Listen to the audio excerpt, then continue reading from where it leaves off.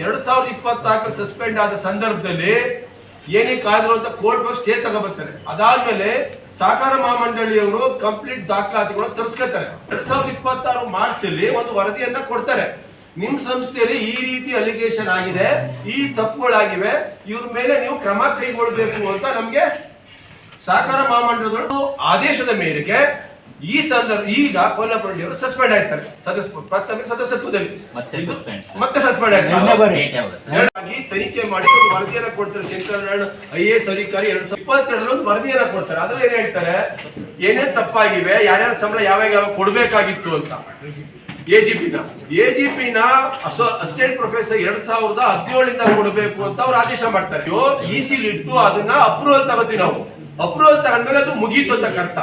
ಅಲ್ಲಿ ಅರ್ಜಿ ಕೊಡ್ಬೇಕು, ಅದು EC ತೀರ್ಮಾನ ಆಗ್ಬೇಕು, ತದನಂತರ ಅದನ್ನ ಮಾಡಿಫಿಕೇಶನ್ ಮಾಡ್ಬೇಕು ಅಥವಾ ಕೋರ್ಟ್ ಹೋಗಿ ಆದೇಶ ಮಾಡ್ತಾ ಬರ್ಬೇಕು. ಅವು ಯಾವೂ ಆಗ್ದೇನೆ ಶಂಕರನಾರಾಯಣ ವರದಿ ಏನ್ ಕೊಟ್ಟಿದ್ರು ಆ ಲಾಸ್ಟ್ ಪೇಜ್ ಅಲ್ಲಿ 2017 ಇದ್ದನ್ನ 2012 ಅಂತ ಇವರೇ ತಿದ್ದಿ 2012ರಿಂದ ಇವರು AGP ಫಿಕ್ಸ್ ಮಾಡಿ ಸ್ಯಾಲರಿನ ಕೊಡ್ತಾರೆ. ಇದರಿಂದ ಸಂಘಕ್ಕೆ 5,06,00,000 ರೂಪಾಯಿ ನುಕ್ಸಾನ್ ಆಗ್ತಿದೆ. ಈ ವರದಿ ಆಧರಿಸಿ ಏನು ಆ ಸಹಕಾರ ಮಹಾಮಂಡಲಗಳು ಅವ್ರ ಮೇಲೆ ಕ್ರಮ ಕೈಗೊಳ್ಳಬೇಕು ಅಂತ ಕೊಟ್ಟ ಮೇಲೆ ನಾವು ತಗೊಂಡಿರೋದು ಕ್ರಮನ ಅಲಿಗೇಷನ್ ಮಾಡ್ತಾರೆ. ಯಾರು ಉಮಾಪತಿ ಅವರು ಏನಂತ ನಕಲಿ ಬಿಜಿ ಕೊಟ್ಟಿರೋರ್ಗೆ, ಬ್ಲಾಕ್ ಲಿಸ್ಟ್ ಹಾಕಿರೋರ್ಗೆ ಮರು ಕರಾರನ್ನ ಮಾಡ್ಕೊಂಡಿದ್ದಾರೆ ಅಂತ ಮಾನ್ಯ ಕೋಲಪ್ರತಿ ಅವರು ಸೈನ್ ಮಾಡಿದ್ದಾರೆ. ಸತ್ಯಗಳನ್ನ ದಾಖಲಾತಿ ಇಟ್ಕೊಂಡ್ ಮಾತಾಡಿದ್ರೆ ನಮ್ಗೆ ಏನ್ ಬೇಜಾರು, ತಪ್ಪಾಗಿದ್ರೆ ನಾವು ಒಪ್ಕೋತೀವಿ, ತಪ್ಪನ್ನ ಸರಿ ಮಾಡ್ಕೊಳಕ್ಕೆ ನಾವು ಸಿದ್ರಿದೀವಿ. ನಕಲಿ ಬಿಜಿ ಕೊಟ್ಟವ್ರಿಗೆ ಅವ್ರಿಗೆ ಕರಾರು ಮಾಡ್ಕೊಂಡವ್ರೆ ಅಂತ ಅಲಿಗೇಷನ್ ಮಾಡ್ತಾರೆ. ಆ ಅಡ್ವಾನ್ಸ್ ಬ್ಯಾಂಕ್ ಗ್ಯಾರಂಟಿ ಕೊಡ್ಬೇಕು. ಅಡ್ವಾನ್ಸ್ ಕೊಡ್ಬೇಕು ಅಂದ್ರೆ 5% ಬಿಜಿ ಕೊಡ್ಬೇಕು. ಅವ್ರು ಬಿಜಿಯನ್ನ ನಕಲಿ ಕೊಡ್ತಾರೆ, ದೃಢೀಕರಿಸಿ ಕೊಡೋದು ಅಂತ ಬರೀತಾರೆ. ಆ ಬರ್ತದ ಸಂದರ್ಭದಲ್ಲಿ ಅವತ್ತಿನ ಅಧ್ಯಕ್ಷರು ಅದನ್ನೇ ಬರೀತಾರೆ, ಆಯ್ತು ಬಿಜಿ ಕನ್ಫರ್ಮ್ ಮಾಡ್ಕೊಂಡು ಕೊಡಿ ಅಂತ. ಬಿಜಿ ವಿಚಾರಣೆ ಬರೋದಿಲ್ಲ, ಬಿಜಿ ಪರಿಶೀಲನೆ ಆಯ್ತೋ ಇಲ್ವೋ ಏನು ಇಲ್ಲ. ಈ ಖಂಡಿಕೆಯಲ್ಲಿ ಏಕಾಏಕಿ ಅಂದಿನ ಆಡಳಿತ ಮಂಡಳಿ ಬಿಜಿ ರಿಲೀಸ್ ಮಾಡುವ ಪೇಮೆಂಟ್ ರಿಲೀಸ್ ಮಾಡಬಹುದು ಅಂತ 1,92,00,000 ರೂಪಾಯಿ ದುಡ್ಡು ಅವತ್ತು ಅವರು ಪೇಮೆಂಟ್ ರಿಲೀಸ್ ಮಾಡ್ತಾರೆ. ಅವಾಗ ಬಾಲಣ್ಣವರ ಅಧ್ಯಕ್ಷರಿದ್ರು, ಬರ್ದಿದ್ರು. ನಂತರ ನಾವು ಬಿಜಿನ ಅಡ್ವಾನ್ಸ್ ಕೊಟ್ಟು ಮಾಹಿತಿ ಕೊಟ್ಟಿದ್ದಾಗ ಅದು ನೆಕ್ಸ್ಟ್ ECಲಿ ನಾವು ತಕರಾರು ತೆಗಿತೀವಿ, ಬಿಜಿ ಕನ್ಫರ್ಮ್ ಆಗಿಲ್ಲ ಅಂತ. ಆಗ ಬಿಜಿ ಕನ್ಫರ್ಮ್ ಹೋದಾಗ ಎಲ್ಲಾ ಬಿಜಿಗಳು ನಕಲಿ ಫ್ರಾಡ್ ಬಿಜಿಗಳು ಕ್ರಿಯೇಟ್ ಮಾಡಿರ್ತಾರೆ. ಅಂತ ಕಾಂಟ್ರಾಕ್ಟ್ ನ ಬ್ಲಾಕ್ ಲಿಸ್ಟ್ ಆಗ್ತೀವಿ. ತರಿಸ್ಕೊಂಡು ನಾವು ಯಾವ್ದು ಎಲಿಜಿಬಿಲಿಟಿ ಇರಲ್ಲ ಅವ್ರನ್ನ ಮಾಡ್ಲಿಕ್ಕೆ ಆಗೋದಿಲ್ಲ. ಯಾರು ಎಲ್ಲ ಪರಿವೀಕ್ಷಣಾ ತೃಪ್ತಿಕರವಾಗಿ ಅಂತ ಬರ್ತದೆ ಸಂಸ್ಥೆಯಲ್ಲಿ ಹೆಡ್ ಆಫ್ ದಿ ಡಿಪಾರ್ಟ್ಮೆಂಟ್ ಅವ್ರು ಮಾಡಬಹುದು ಮಾಡಿದ್ವಿ. ಟೀಚಿಂಗ್ ಸ್ಟಾಫ್ ನೇಮಕಾತಿ ಮಾಡಿಕೊಳ್ಳೋದು ಅರ್ಜೆಂಟ್ ಇಟ್ಟಿದ್ದಾರೆ. 42 ಜನ ಸ್ಟೆನೋ, FTC, STC ಎಲ್ಲ ಸೇರಿ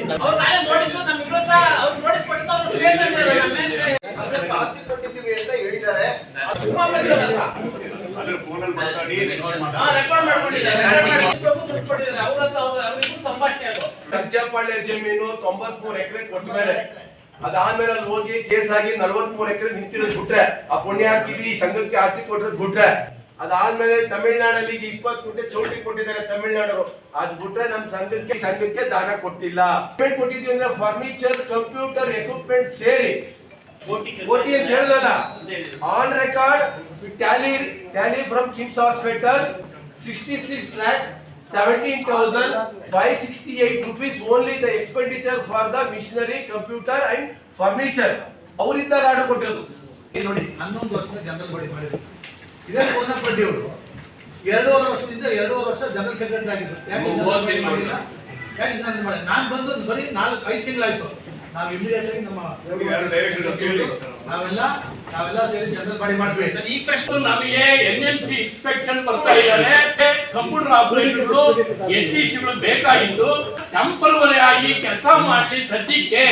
ನಂತರ ನಾವು ನೇಮಕಾತಿಯನ್ನ ಪತ್ರಿಕೆಗಳಲ್ಲಿ ಪ್ರಕಟಿಸಿ ಇಂಟ್ರೂ ಮಾಡಿ ಅವ್ರನ್ನ ನಾವು ಮತ್ತೆ ಅಪಾಯಿಂಟ್ಮೆಂಟ್ ಮಾಡಬೇಕು ಅಂತ ಹೇಳಿ ನಾವು 59 ಜನನ ಮಾಡ್ಕೊಂಡಿದ್ದೀವಿ. ನಾವು ಪರ್ಮನೆಂಟ್ ಇನ್ನೊಂದು ಮಾಡಲ್ಲ. ಅಲ್ಲಿ ಅಧ್ಯಕ್ಷ ಏನ್ ಮಾಡಿದ್ದಾರೆ, ತಾರತಮ್ಯ ಕಮಿಟಿ ವರದಿಯಂತೆ ಆದೇಶ ನೀಡುವುದು ಅಂತ ಬರ್ತಾರೆ. ಅವ್ರು ಟಿಪ್ಪಣಿದ್ದಾರೆ, ತಾರತಮ್ಯ ಕಮಿಟಿ ವರದಿ ಏನಿದೆ ಅದ್ರ ಪ್ರಕಾರ ಮಾಡಬೇಕು ಅಂತ ಬಂದಿದ್ದಾರೆ. ಬಗೆಹರಿಸುವಂತ ತೀರ್ಮಾನ ಮಾಡ್ಬೋದಿತ್ತು. ಆದ್ರೆ ಸಂಘದ ಗೌರವಕ್ಕೆ 4 ಜನ ಕರ್ಕೊಂಡ್ಬಂದ್ಬಿಟ್ಟು ಈ ತರ ಬೇಸ್ಲೆಸ್ ಅಲಿಗೇಷನ್, ದಾಖಲಾತಿಗಳು ಇಲ್ಲ, ಏನೇನು ಅಲಿಗೇಷನ್ ಮಾಡಿದ್ದಾರೆ ಅದಕ್ಕೆಲ್ಲ ದಾಖಲಾತಿ ಸಮೇತ ಉತ್ತರ ಕೊಟ್ಟಿದ್ದಾರೆ. ಪ್ರಚಾರಕ್ಕೋಸ್ಕರ ಮಾಡಿದ್ದಾರೆ ಅಂತ ನನ್ಗೆ ಅನಿಸ್ತಿದೆ. ಈಗ ಎಲೆಕ್ಷನ್ ಇನ್ನೊಂದು 6 ತಿಂಗಳಲ್ಲಿ ಎಲೆಕ್ಷನ್ ಬರ್ತಿದೆ. ಈಗ ಅವಿಶ್ವಾಸ ಮಾಡೋಕ್ಕಾಗಲಿಲ್ಲ ಅವ್ರ ಮೇಲೆ. 3 ಕೋಟಿ ಆಸ್ತಿನ ಸಂಘಕ್ಕೆ ಕೊಟ್ಟಿರೋದು ಯಾವುದೂ ದಾಖಲಾತಿ ಇಲ್ಲ. ಇವತ್ತು ತಿಂಗಳಿಗೆ 60ರಿಂದ 70 ಕೋಟಿ ಖರ್ಚಾಗ್ತಿದೆ ಅಂತ ಹೇಳ್ತಾರೆ.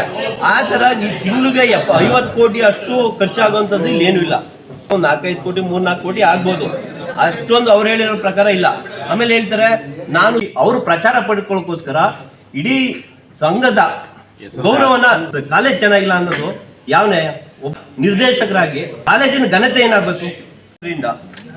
15-16ವರೆಗೆ ಅಸೆಸ್ಮೆಂಟ್ ಆಗಿದೆ. ಅಸೆಸ್ಮೆಂಟಲ್ಲಿ ಇನ್ಕಮ್ ಟ್ಯಾಕ್ಸ್ ಆಫೀಸಿಂದ ನಾವು ಟ್ಯಾಕ್ಸ್ ಕಟ್ಟಬೇಕು ಅಂತ ನೋಟಿಸ್ ಕೊಟ್ಟಿದ್ರು. ಅದ್ರ ಪ್ರಕಾರ 2016-17ರಲ್ಲಿ ಹಿಂದಿನ ಕಮಿಟಿ ಇದ್ದಾಗ ಅಪೀಲ್ ಹೋಗಿದ್ದಾರೆ. ಅಪೀಲ್ ಹೋಗ್ಬೇಕು ಅಂತಂದ್ರೆ ಅದಕ್ಕೊಂದು ಪ್ರೊಸೀಜರ್ ಇದೆ. ಡೆಪಾಸಿಟ್ ಕಟ್ಟಬೇಕು ಅಂತ. ಡೆಪಾಸಿಟು 6,59,20,000 ರೂಪಾಯಿ ಡೆಪಾಸಿಟ್ ಕಟ್ಟಿ ಅಪೀಲ್ ಹೋಗಿದ್ದಾರೆ 2016-17-18ರಲ್ಲಿ. ಕೇಸು ನಡೀತಿತ್ತು. ಅಡ್ಮಿನಿಸ್ಟ್ರೇಟಿವ್ ಇದ್ದಾಗ ನಾವೇನು ನೇಮಿಸಿದ್ವಿ ಚಾರ್ಟೆಡ್ ಅಕೌಂಟೆಂಟು ಅವ್ರಿಗೂ ಕೂಡ ದುಡ್ಡು ಕೊಟ್ಟು ಅಪೀಲ್ ಹೋಗಿದ್ದಾರೆ. 2020ರಲ್ಲಿ ಏನು ಎನ್ಕ್ವೈರಿ ಅಡ್ಮಿನಿಸ್ಟ್ರೇಟಿವ್ ಇದ್ದಾಗಲೂ ವಿಚಾರಣೆ ಬಂದು ಅದು ವಿಚಾರಣೆಗೆ ಹಾಜರಾಗಿ ಆಮೇಲೆ ನಾವು ಬಂದಾದ್ಮೇಲೆ ಎಲ್ಲ ದಾಖಲಾತಿಗಳನ್ನು ಒದಗಿಸಿ ಅದು ಸಂಘದ ಪರ ಕೇಸ್ ಆಗಿದೆ. ಸಂಘದ ಪರ ಕೇಸ್ ಆಗಿರೋದು ನಮ್ದು ಅಮೌಂಟು ಮತ್ತೆ ನಮಗೆ ರೀಫಂಡ್ ಬರಬೇಕಿತ್ತು TDS ಅಮೌಂಟು. ಈ ಥರ ಹರಾಜು ಹಾಕಿದ್ದಾರೆ ಅವರು. ಆದರೆ ನಮ್ಮ ಉಮಾಪತಿ ಗೌಡರು ಎಷ್ಟು ಈಸಿ ಬಂದಿದ್ದಾರೆ, ಎಷ್ಟು ಸಬ್ಜೆಕ್ಟ್ಗಳ ಬಗ್ಗೆ ಮಾತಾಡೋರೆ, ಯಾವ್ಯಾವ ಚರ್ಚೆ ಮಾಡಿದ್ದಾರೆ, ಯಾವ್ದಕ್ಕೆ ಒಂದು ಇಷ್ಟ ಇಲ್ಲ, ಇದು ನನಗೆ ಇದಿಲ್ಲ ಅಂತೇಳಿ ಬರ್ಸ್ಬೇಕಾಯ್ತು. ಅವ್ರು ಬಂದು ಮೀಟಿಂಗೇ ಬರಲ್ಲ, ಸಬ್ಜೆಕ್ಟ್ಗಳು ಓದ್ಕೊಂಬರಲ್ಲ, ಏನೂ ಕೇಳಲ್ಲ, ಬಂದ್ಬಿಡೋದು, ಆರೋಪ ಮಾಡೋದು, ಹೊಂಡೋಗ್ಬಿಡೋದು. ಎಷ್ಟು ರೆಕಾರ್ಡ್ ಮಾಡ್ತಾರ ಅವರು? ರೆಕಾರ್ಡ್ ಮಾಡ್ಸಕ್ಕೆ ಜನ ಗೆಲ್ಸಿರೋದು ಉಮಾಪತಿ ಗೌಡ್ರನ್ನ. ಅವ್ರು ಸುಮ್ಮನೆ ಬಂದು ಕುಂತ್ಕೊಂಡು ಹೋಗಕ್ಕಲ್ಲ, ಅಲ್ಲಿ ಮೇಲೆ ಬೀದಿಲಿ ಬಂದ್ಬಿಟ್ಟು ಜನ ಕರ್ಕೊಂಡ್ಬಂದು ಬೀದಿಲಿ ಮಾತಾಡಕ್ಕಲ್ಲ. ಇದು ಉಮಾಪತಿ ಶ್ರೀನಿವಾಸ್ ಗೌಡ್ರಿಗೆ, ಕೋನಪ್ರೆಡ್ಡಿಯವರಿಗೆ, ರಘು ಗೌಡ್ರಿಗೆ ಗೌರವ ತರದಲ್ಲ. ಅವರೆಲ್ಲ ಡೈರೆಕ್ಟರ್ಗಳು, ಅವ್ರಿಗೆ ಒಂದು ಫ್ಲೋರಿಂಗ್ ಇದೆ. ಅಲ್ಲಿ ಸದಸ್ಯರೇ ಅವರಿಗೆ ಪಾಠ ಕಲಿಸ್ತಾರೆ ಮುಂದಿನ ದಿನದಲ್ಲಿ. ಅಧ್ಯಕ್ಷರು ಒಬ್ಬರೇ ಚೇಂಬರ್ ಅಲ್ಲಿ ಕೂತಿರ್ತಾರೆ. ಏಕಾಏಕಿ 4 ಜನ ಡೈರೆಕ್ಟ್ರು ಮತ್ತೆ ಅವರು ಒಂದಷ್ಟು ಜನ ಬೆಂಬಲಿಗರು ಬಂದು ಏಕಾಏಕಿ ಮಾತಾಡ್ತಾರೆ. ಅದು ಸಮಾಜಕ್ಕೆ ರಾಂಗ್ ಇನ್ಫಾರ್ಮೇಶನ್ ಅಂದ್ರೆ ಕೆಲವೊಂದಷ್ಟು ಅಲಿಗೇಷನ್ ಮಾಡ್ತಾರೆ. ಅದಕ್ಕೆ ಒಂದು ಪೈಸದ ಆಸ್ತಿ ಕೊಟ್ಟಿಲ್ಲ. ಅವರು ಕೊಟ್ಟಿರೋ ದಾಖಲೆ ತಗೊಬನ್ನಿ, ನಾವು ರಾಜೀನಾಮೆ ಕೊಟ್ಬಿಟ್ಟು ನಾವು 15 ಜನ ರಾಜೀನಾಮೆ ಕೊಟ್ಬಿಟ್ಟು ನಾವು ಹೋಯ್ತೀವಿ. 3 ಕೋಟಿ ಆಸ್ತಿ ಅವ್ರು ಕ್ಲಿಯರ್ ಮಾಡಲೇಬೇಕು ಸಂಘಕ್ಕೆ ಕೊಟ್ಟಿರೋಂಥ ವಿಚಾರ. ಇಡೀ ರಾಜ್ಯದ ಜನ ಇವತ್ತು ಅವರ ಮೆಚ್ಚಿಗೆ ಹೋಯ್ ಕೂಗ್ತಾವ್ರೆ. ಬ್ಲಾಕ್ ಲಿಸ್ಟ್ ಹಾಕಿರೋದಕ್ಕೆ ತಿರ್ಗಾ ವರ್ಕ್ ಆರ್ಡರ್ ಕೊಟ್ಟರು ಕೋನಪ್ರೆಡ್ಡಿ ಅವರೇ. ನಾನು KV ಶ್ರೀಧರ್ ಅಂತ, ರಾಜ್ಯ ಒಕ್ಕಲಿಗರ ಸಂಘದ ಖಜಾಂಚಿ, ಮೈಸೂರು ಮತ್ತು ಚಾಮರಾಜನಗರ ಜಿಲ್ಲೆಯಿಂದ ಆಯ್ಕೆಯಾಗಿ ಬಂದಿರುವಂಥವನು. ಕಳೆದ 5 ತಿಂಗಳಿಂದ ಇಲ್ಲಿ ಕೆಲಸ ಮಾಡ್ತಾ ಇದ್ದೀನಿ. ಘಟನೆ ಇದೆ, ಏಕಾಏಕಿ ನಮ್ಮ ಅಧ್ಯಕ್ಷರು ಒಬ್ಬರೇ ಇದ್ದ ಸಂದರ್ಭದಲ್ಲಿ ತಮ್ಮ ಮುಂದೆ ಮಾತಾಡ್ತಾ ಇರುವಂಥದ್ದು.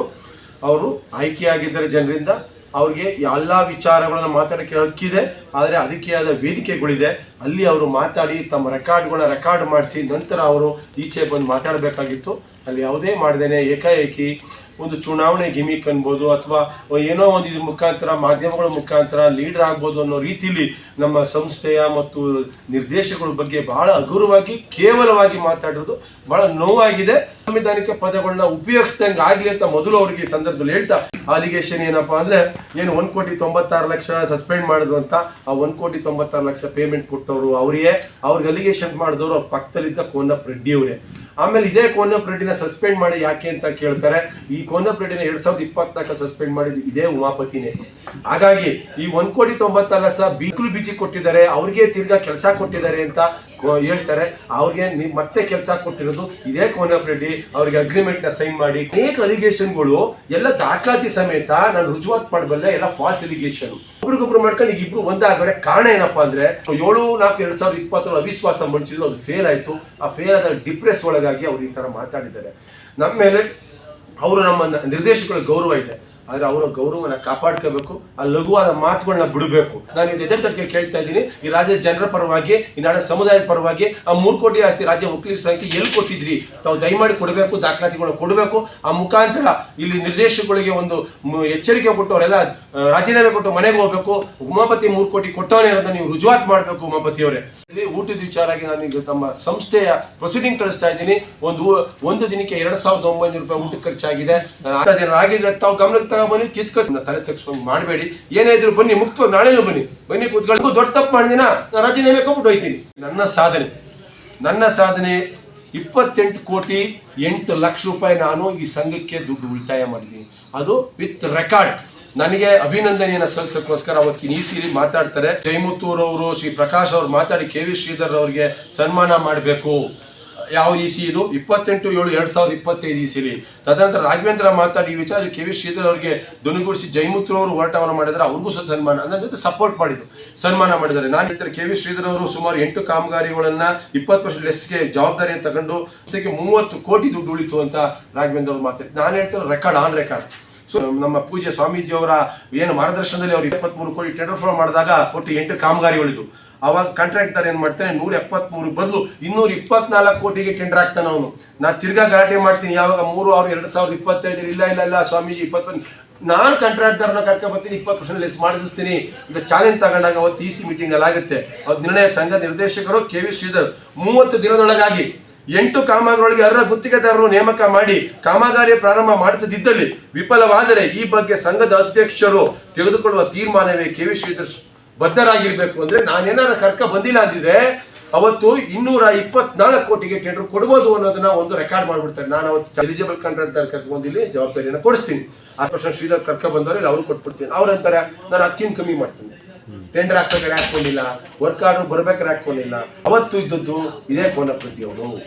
ಅವತ್ತು ನಾನು ಅದಕ್ಕೆ ನಾನು 28 ಕೋಟಿ 8 ಲಕ್ಷ ರೂಪಾಯಿನ ಈ ಸಂಘಕ್ಕೆ ಉಳಿಸಿದ್ರಿ ಹೆಮ್ಮೆ ಇದೆ. ಮಾಡ್ದ ಇವ್ರು ಒಳ್ಳೆ ಕೆಲಸ ಮಾಡ್ದ ಅನ್ನೋದು ಹೇಳೋದನ್ನ ದೊಡ್ಡತನ ನಮ್ಮಲ್ಲಿ ಕಮ್ಮಿ ಆಗಿದೆ. ಆ ಒಳ್ಳೇದು ಹೇಳಿದ್ನೂ ಜನ ಶೇರ್ ಮಾಡಲ್ಲ. ಇದೆಲ್ಲ ರೆಕಾರ್ಡ್ ಪ್ರೊಸೀಡಿಂಗ್ ಆಗಿರೋದು. ಅವತ್ತು ಎಲ್ಲರೂ ಇದ್ರು, 35 ಜನ ಇದ್ದು ಪ್ರೊಸೀಡಿಂಗ್ ಆಗಿರೋ ಕಾಪೀಸ್ ಎಲ್ಲ ಇದೆ. ಯಾವಾಗ ಏನೇನು ನಡೀತು, ನಾನು ವಹಿಸ್ಕೊಂಡಿರೋದು ಜವಾಬ್ದಾರಿಗಳು ಶ್ರೀಧರ್ ವಹಿಸ್ಕೊಂಡಿರೋದು, ಆಮೇಲೆ ನನ್ನ ಸನ್ಮಾನ ಮಾಡಬೇಕು ಅಂತ ಇರೋದು. ನಾನು ನೋಡಿ ಏನೇನು ರೆಕಾರ್ಡ್ಸ್ ನಾನು ಏನು ಮಾತಾಡಿದೆ ಅವತ್ತು ಸ್ವಾಮೀಜಿ ಅವ್ರು ಹೇಳೋರೆ ಆಗಲ್ಲ 20% ಲೆಸ್ ಮಾಡಬೇಕು ಅಂತ ಆಗಿರೋದು ಎಲ್ಲ ರೆಕಾರ್ಡ್ ಇದೆ. ಇವ್ರು ಅವಿಶ್ವಾಸಕ್ಕೆ ಮಾತ್ರ 12 ಜನ ಕರ್ಕತ್ತಾರ. ಇಂಥ ಕೆಲಸಕ್ಕೆ ಕರೀರಿ. ನಾವು ತಪ್ಪು ಮಾಡಿದೀವ, ನೀವು 12 ಜನ ಕರೆದು ಮೀಟಿಂಗ್ ಮಾಡಿ, ಸಭೆ ಕರೀರಿ. ತಪ್ಪು ಮಾಡಿದೀರಿ ನೀವು ವಜಾ ಮಾಡಿ ಹೇಳ್ಬೋದು, ಅವ್ರಿಗೆ ಹಕ್ಕದೆ. ಸಭೆ ಕರೆಯೋ ಹಕ್ಕು ಅದೇ ಬೈಲಾ ಪ್ರಕಾರ. ಮತ್ತೆ ECಲಿ ಬಂದು ಕೂತ್ಕೊಂಡು ಚರ್ಚೆ ಮಾಡೋ ಹಕ್ಕು ಇದೆ. ಅದೇ ದಾರಿ ಜನರು ನೋಡ್ತಾ ಇದ್ದಾರೆ. ಈ ಡೈಲಾಗ್ಗಳು, ಈ ಮಾತುಗಳು, ಈ ಟ್ರೋಲ್ಗಳು, ಈ ಬೂಸ್ಟ್ಗಳು ಇವೆಲ್ಲವನ್ನು ಬ್ರ್ಯಾಂಡ್ ಚುನಾವಣೆಗೋಸ್ಕರ ಬ್ರ್ಯಾಂಡ್ಗೋಸ್ಕರ ನಾನು ವಕೀಲರ ನಾಯಕ, ರಾಜ್ಯದ ನಾಯಕ, ನೆಕ್ಸ್ಟ್ MLA ಚುನಾವಣೆ ಅಷ್ಟು ಬಿಟ್ರೆ ಬೇರೆ ಆಗಿದ್ರೆ ಬರ್ಬೋದಲ್ರಿ. ನಾನು ನಾಳೆನೂ ಕರಿತೀನಿ ಅವ್ರಿಗೆ, ಬನ್ನಿ ಇಲ್ಲೇ ಕೂತ್ಕೊಳ್ಳಿ ಚರ್ಚೆ ಮಾಡೋಣ. ದೊಡ್ಡ ತಪ್ಪಿದ್ರೆ ನಾನು ಏನು ಮಾತಾಡಲ್ಲ, ರಾಜೀನಾಮೆ ಕೊಟ್ಬಿಡ್ತೀನಿ, ನಾನು ಹೋಯ್ತಾ ಇರ್ತೀನಿ. ಜಿಲ್ಲೆಗಳಲ್ಲಿ ಕೆಂಪೇಗೌಡ ಜಯಂತಿ ಮಾಡ್ತೀರಿ. ಜಿಲ್ಲಾ ಘಟಕಗಳಿಗೆ 57,000 ರೂಪಾಯಿ ಮತ್ತೆ ತಾಲೂಕು ಘಟಕಗಳಿಗೆ 25,000 ರೂಪಾಯಿನ ಕೆಂಪೇಗೌಡ ನಮ್ಮ ಮಕ್ಕಳ ಸಂಖ್ಯೆ ಕೊಡ್ತಾ ಇದೀವಿ. ದಯಮಾಡಿ 3 ಜನ ನಮ್ಮ ಜನಾಂಗದ ಸ್ವಾಮೀಜಿಗಳು ಬಂದು ನಾವು ಈ ಪ್ರೇಮ ವ್ಯವಸ್ಥೆ ಮಾಡಿ ಕೆಂಪೇಗೌಡ ಚಾರ್ಜಿಗೆ ಮಾಲಾರ್ಪಣೆ ಮಾಡಿದ ನಂತರ ನಾವು ಈ ಕಾರ್ಯಕ್ರಮ ಮುಗಿಸಿ ನಾವು ಸಸಿ ಕೆಂಪೇಗೌಡ ಲೆವೆಲ್ ನಲ್ಲಿ ಗಿಡ ನೆಡಬೇಕಂತ ಕಾರ್ಯಕ್ರಮ ಸರ್ಕಾರದಿಂದ 15 ಲಕ್ಷ ಅದ್ರಲ್ಲಿ ನಾವು ಭಾಗವಹಿಸ್ತಾ ಇದ್ದೇವೆ.